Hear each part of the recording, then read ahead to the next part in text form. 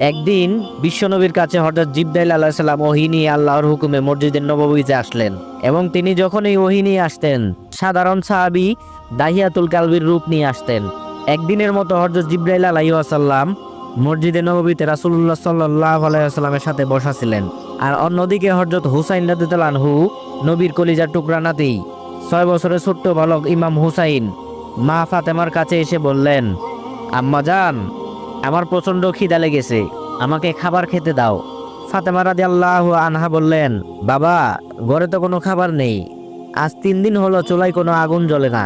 হযরত হুসাইন রাদিয়াল্লাহু আনহু বললেন, ঠিক আছে, তাহলে আমি মসজিদের নববীতে যাই, দেখি নানার কাছে কোনো খাবার পাই কিনা। এই বলে হযরত হুসাইন রাদিয়াল্লাহু আনহু দৌড়ে মসজিদের নববীর দিকে রওনা দিলেন। পিছন থেকে মা ফাতেমা হযরত হুসাইনকে ডেকে বললেন, বাবা হুসাইন, মসজিদের নববীতে তোমার নানার কাছে গিয়ে কোনো লাভ নেই। তোমার নানাও 3 দিন ধরে অনাহারে মসজিদের নববীতে না খেয়ে বসে আছে। ইমাম হুসাইন রাদিয়াল্লাহু আনহু এক দৌড়ে মসজিদের নববীর দরজায় এসে উপস্থিত হলেন এবং তিনি খেয়াল করে দেখলেন মসজিদের নববীতে তার নানা বসে আছে এবং তার নানার কাছে একজন সাহাবী বসে আছে। ওই সময় হযরত জিবরাইল আলাইহিস সালাম বিশ্বনবীর কাছে ওহী নিয়ে এসেছিলেন। ফেরেশতা জিবরাইল আলাইহিস সালাম যখনই ওহী নিয়ে আসতেন তখনই সাধারণত নবীজির সাহাবী দাহিয়াতুল কালবির রূপ নিয়ে আসতেন। হুসাইনকে মসজিদের নববীর দরজায় দাঁড়িয়ে থাকতে দেখে বিশ্বনবী তার কাছে ডাকলেন।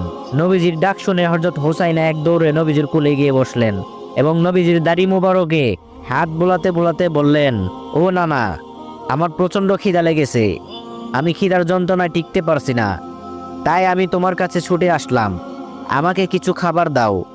বিশ্বনবী বললেন, হুসাইন, গত 2 দিন ধরে আমিও কিছু খাই না, আমি তোমাকে কোথা থেকে খাবার দেব? সঙ্গে সঙ্গে ইমাম হুসাইন নবীজির কোল থেকে উঠে গিয়ে দৌড়ে হযরত জিবরাইল আলাইহিস সালামের কোলে গিয়ে বসলেন। 6 বছরের ছোট্ট বালক হযরত হুসাইন রাদিয়াল্লাহু আনহু ভাবলেন, এটা আমার নানার সাহাবী দাহিয়াতুল কালবি।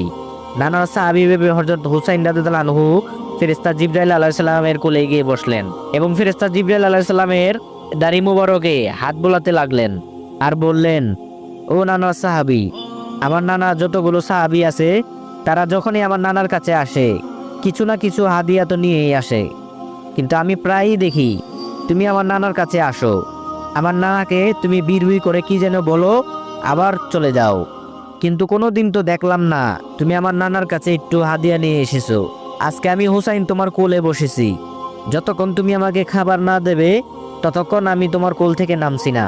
হুসাইনের এই কথা শুনে বিশ্বনবী বললেন, ও নানা ভাই, ওর কাছে কোনো খাবার নাই, তুমি আমার কাছে আসো। হযরত হুসাইন রাদিয়াল্লাহু আনহু বললেন, ও নানা, আমি আজকে আর তোমার কাছে যাব না, আমি তোমার এই কিপন সাহাবীর